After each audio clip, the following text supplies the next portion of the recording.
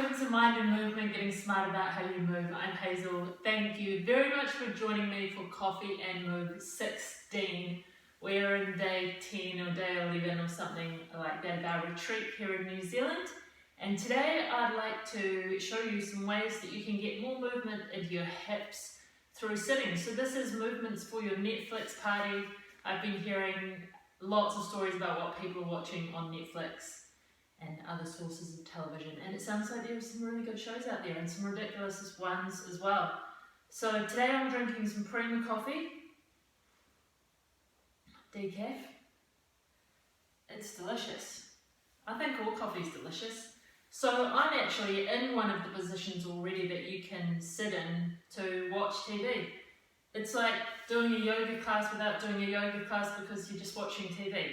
So you can see I'm in a side sitting position.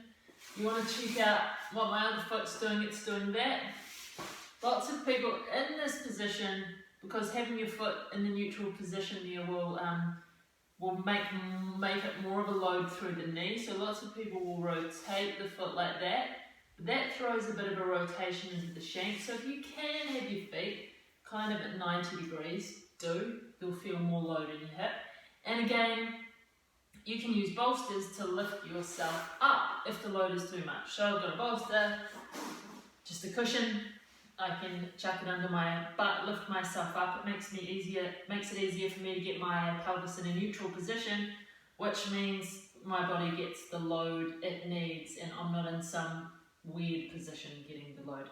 So this is on one side, and then I can do it on the other side. And for me, this side's easier.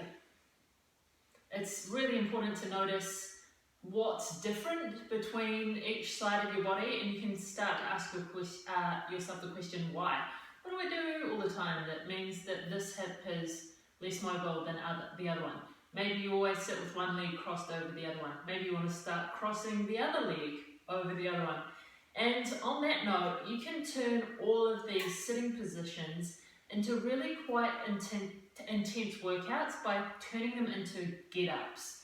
So from here, I could come up like this. You're not going to be able to see my head, but I stand up, I come back down, I change to the other side, I come up like this, I come back down, and you can get a lot of really quick, rapid getting up and down off the floor. Like we've talked about before, it's one of the biggest indicators of longevity is how easily you find it to get up and down off the floor without using your hands and whatnot for assistance. So this is called the side sit, and it's a really good hip opener.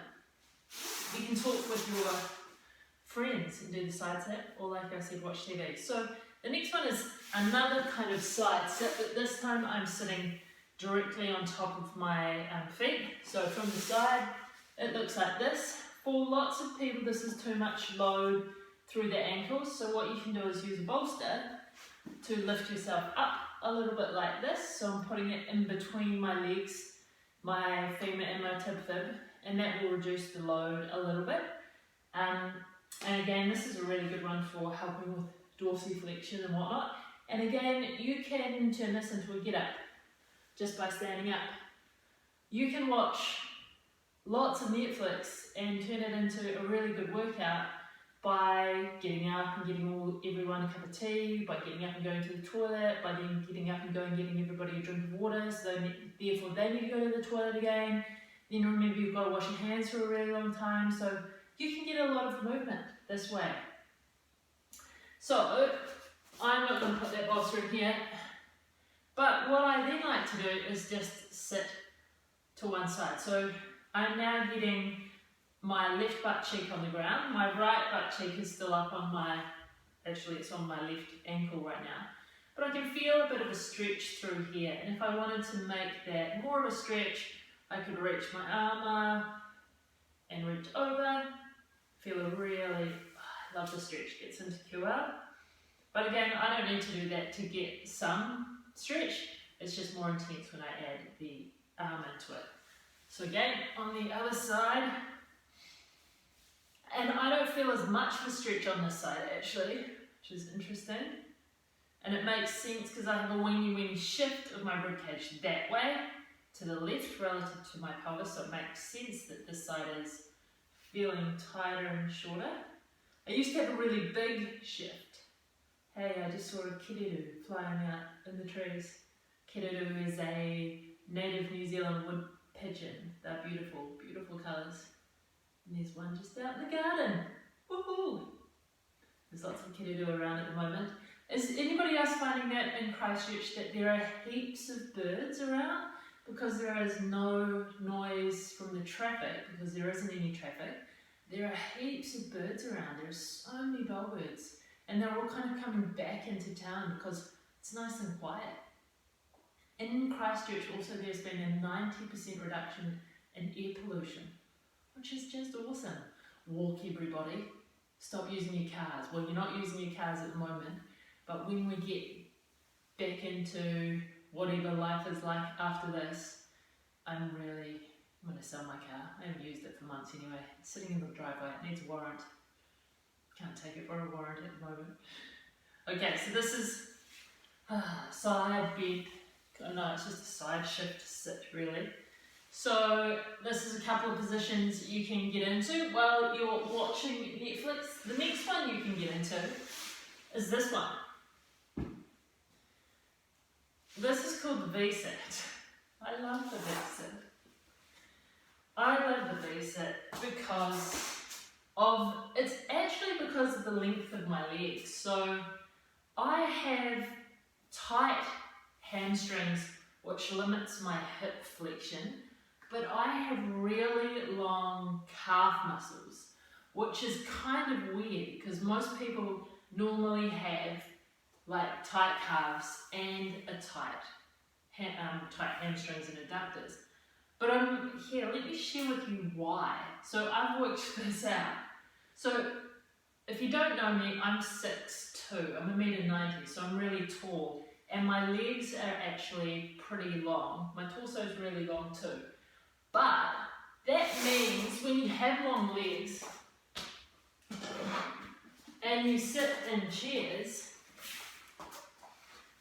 that quite often your knees hit the table because tables aren't built for legs this long.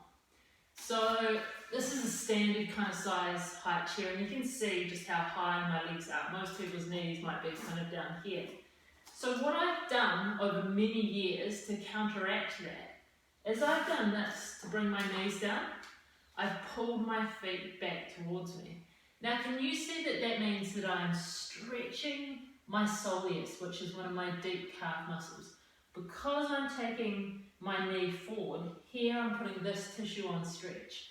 But by bringing my hamstring tendons, which attach in here, all the way in here, I've actually made my hamstring really, really short.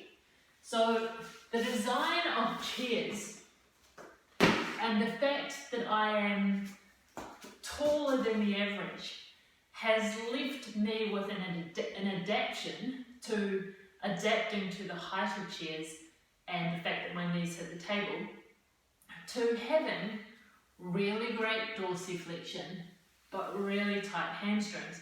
Now most of us have got really tight hamstrings and really tight calves because your legs aren't as long as mine. You're probably in a plantar flexed position when you're sitting more than a dorsiflexed position. Nerd out on that if you want to, or send me an email if you want to go into the intricacies of that. We're getting pretty nerdy here today. But this is why, for me, this is a really important exercise. Now I know it's really important for lots of you out there, and that's why I do it a lot. And it's a good one to just chill out and drink your coffee. Which I normally forget to drink my coffee, and then at the end of the 12 minutes or so, I have cold coffee. So I'm going to drink my coffee today and just hang out in the V-sit. If you've got a habit of standing with your knees hyperextended, you might find it in this position. Just get rid of that chair, it's fallen over. You might find that when you're in this position with nothing under your knees, and if you find it hard to sit on the ground, many people find it easy to sit on the ground in this position. If you're one of those people, go for it. I'm not one of those people.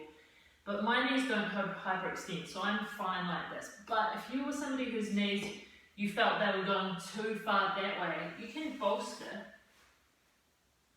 like that, which is going to hold it up, but I still get the stretch here.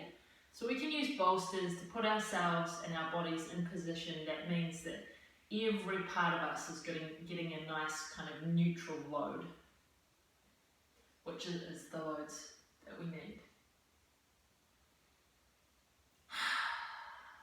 Remember the alignment point of breathing. If you can't breathe, you're doing the movement wrong. And it's pretty much the only way you can really get a movement wrong, is by not breathing. I always breathe in and out through my nose when I remember, because physiologically I really believe that the nose is designed for breathing. I believe the mouth is designed for talking and eating. That's just me.